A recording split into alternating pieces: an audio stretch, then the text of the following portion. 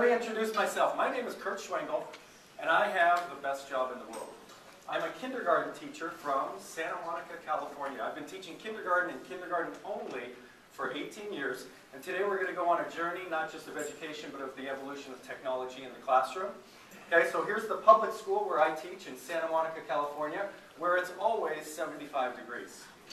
Okay, the other day, about 2 or 3 days ago, or late last week, it dropped to a bone-chilling 68 degrees. And honestly, this is honestly how my kids dress when it drops below 70. The moms wrap them up, they wear mittens, and guess what? They don't want to go out to recess. They beg to stay inside and have choice time when it drops below 70 degrees. So I don't think my little wimps would last 2 seconds in a Syracuse winter out here.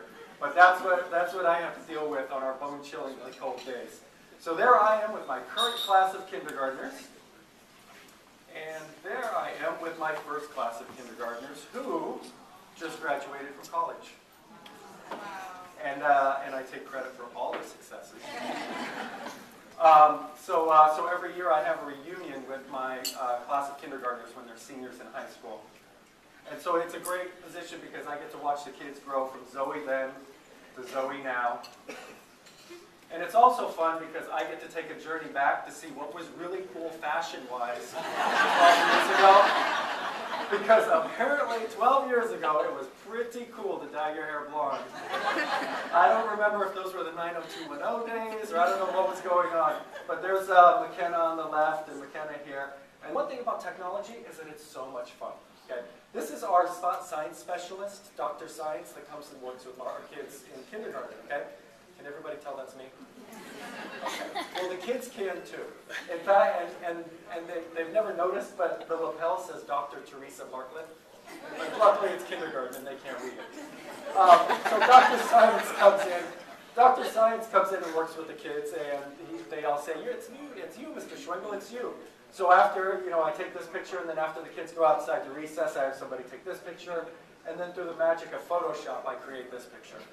Okay? And then I print this out huge on the wall and put it on the wall so that the next time I come in as Dr. Science, the kids go, it's you, and I say, no, look at that picture. Don't you remember Mr. Schwengel was standing right behind me the whole time? Half the kids buy it. Half the kids. That's why I love kindergarten. That's why there's no amount of money that's ever going to get me out of kindergarten. Half the kids will go, yeah, he was standing the whole time I was up there. So there's so much fun to be had. It's technology, it's hard to get it right, just like we saw with Obama's rollout of healthcare yesterday. Of course, if you're going to roll it out, there are going to be glitches. So let's look back. Let's give the kids a quick history lesson about, just say, the telephone. Okay? I don't see anybody in here old enough to remember this one, the old ringer. Does anybody remember this? Okay? Can somebody tell me, let's tell these kids, where's redial on there? Okay? And kids, there was something that used to be called a busy signal. Okay? Before call waiting, you got this and then you know what you had to do? Hang up and call again.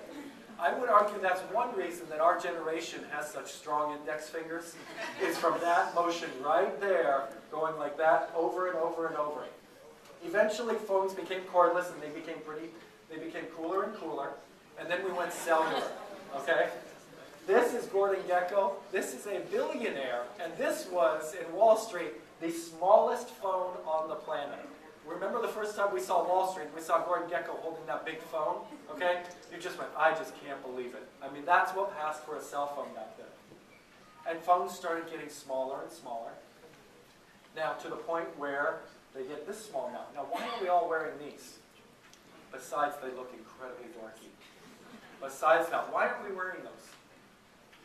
Because phones got smart, didn't they? Because phones became computers. And we needed to see it. Okay? And now that phones are smart, what are phones getting?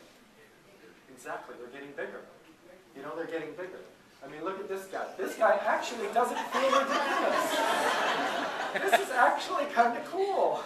Because people go, oh, you don't have to squint when you read your emails and stuff like that. But phones are getting bigger and bigger and bigger now, to the point where, when the iPhone was a big controversy when the iPhone 5 came out. It's getting bigger. Well, people wanted it bigger because you have to see your screen. Now, is this maybe a sign that maybe we're a little bit too dependent on our cell phones? Does anybody know what this is? This is a jail for your cell phones.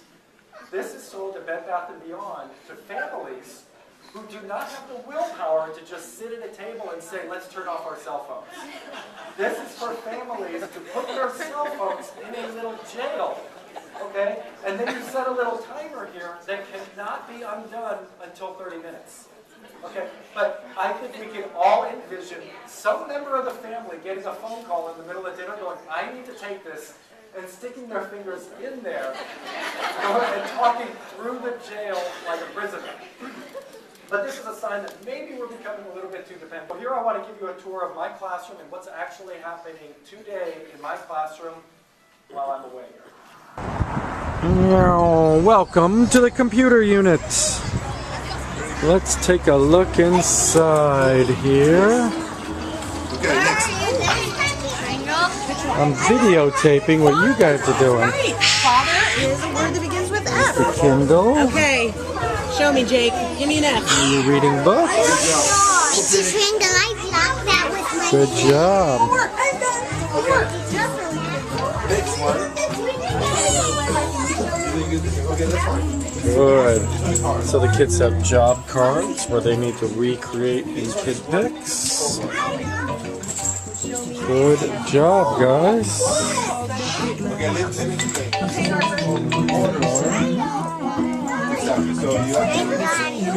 Good job, Flynn. Next page. water well. So is that water? We water well. And you clicked on the W. Let's see him make the W.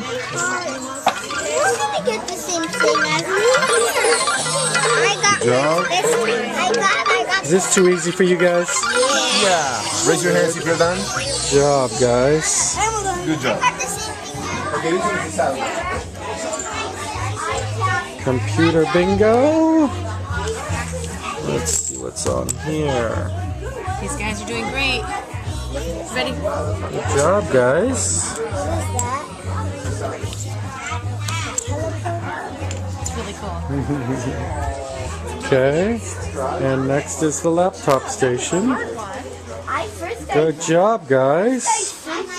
What word are we on here? Wax.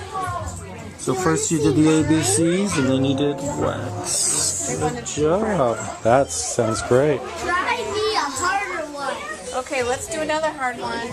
Like your kindergarten class? Did you guys have Kindles and iPads back then? Okay, so during this computer unit, I also teach them all the different logos and stuff they need to know. So as you can see, I've been brainwashed like Google and Apple, so the kids do mosaics about Google and Apple. Then Dr. Science comes and reads us, the Magic School Bus gets programmed. And somewhere on every campus is a computer graveyard filled with computers that nobody's ever going to miss. So we grab one of these computers and we rip it apart, and everybody gets to take a piece home with them. We do not put it back together. This is a computer that's going to be trashed anyway. And this is one of those you get what you get situations. Because some computers come apart into 50 pieces. Sometimes I can only get the computer apart into 20 or 25 pieces, and somebody has to take home the shell or the fan. I'm going to soon be taking orders. Is this a sign that maybe we're too dependent, like the jail? Maybe we're a little bit too dependent on our iPads once they start making it a bathroom fixture. Is this a sign of the times? My sons are 10 and 12, and I can't guarantee that if I had kids potty training age, this is probably what I'd do. You know, just plop them on that. And I have no idea if there's a poop app that goes with this, or if the kids are just playing Angry Birds. But this is the way kids are getting potty trained nowadays.